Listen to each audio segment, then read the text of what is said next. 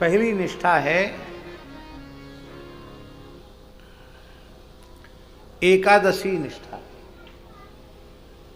एकादशी का अत्यंत निष्ठा पूर्वक उपवास रखे।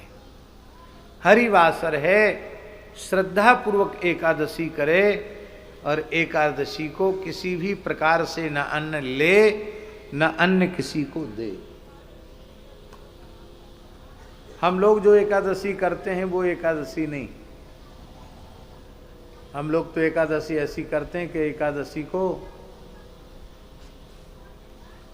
कल एकादशी है तो बोले आज दसवीं है, आज खूब ठूस ठूस कर खा लो, क्योंकि कल दिन में रोटी मिलनी नहीं।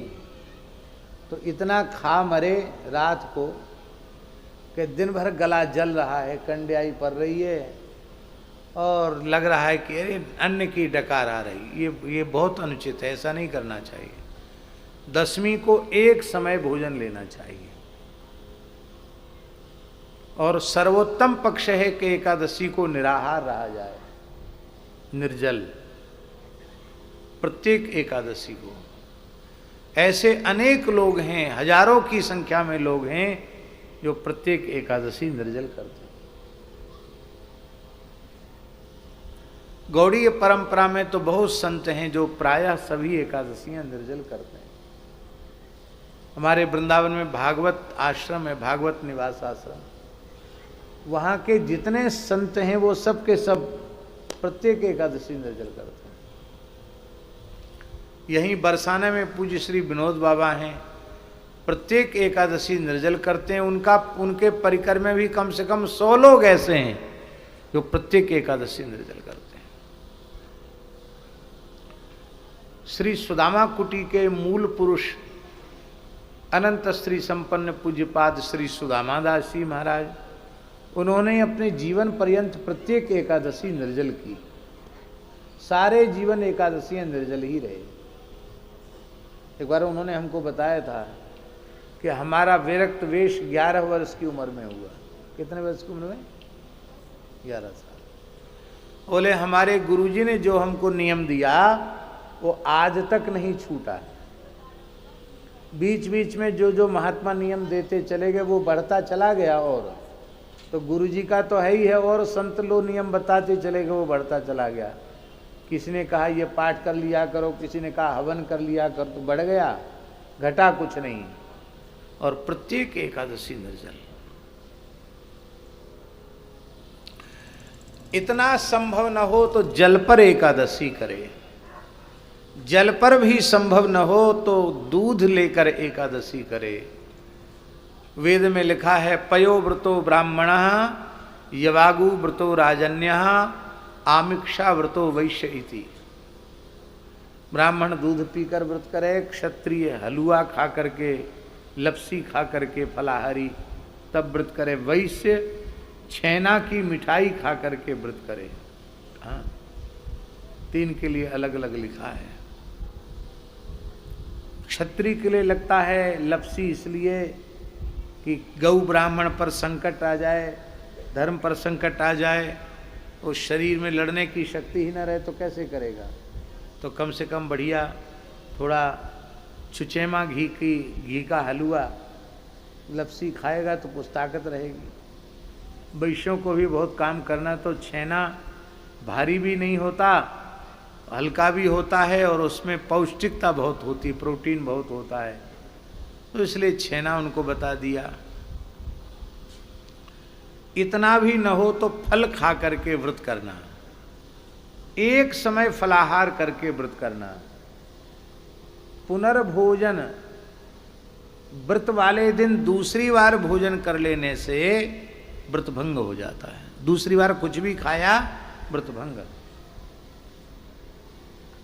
सो लेने से, दिन में सो जाता है, एकादशी के दिन कोई भी व्रत करता है और सो जाता है तो व्रत भंग हो जाता है।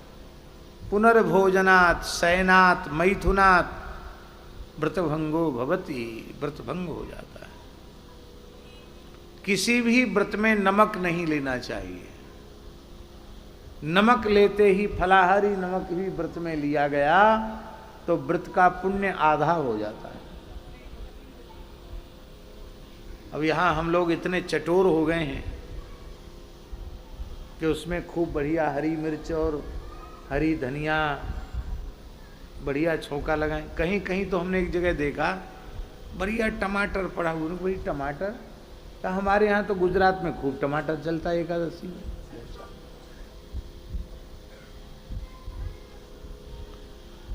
फिर एकादशी को बढ़िया कूटू की पूड़ी, सिंघाड़े का हलवा, राजगिरा का हलवा और जाने काय काय की मलाई के पुआ, लच्छेदार रबड़ी, मखाने की खीर हैं। पूरे महीना भर में जितना गरिष्ठ नहीं खाते हैं उतना अकेले एकादशी को खा जाते हैं। तो यह जो एकादशी है इसमें अन्न नहीं खाया गया, इतना तो पुण्य मिल जाएगा कि एकादशी को नहीं खाया। लेकिन ये बार बार खाने पीने वालों को एकादशी का कोई लाभ विशेष नहीं होता है। तो पहली निष्ठा है एकादशी व्रत निष्ठा पूर्वक करें।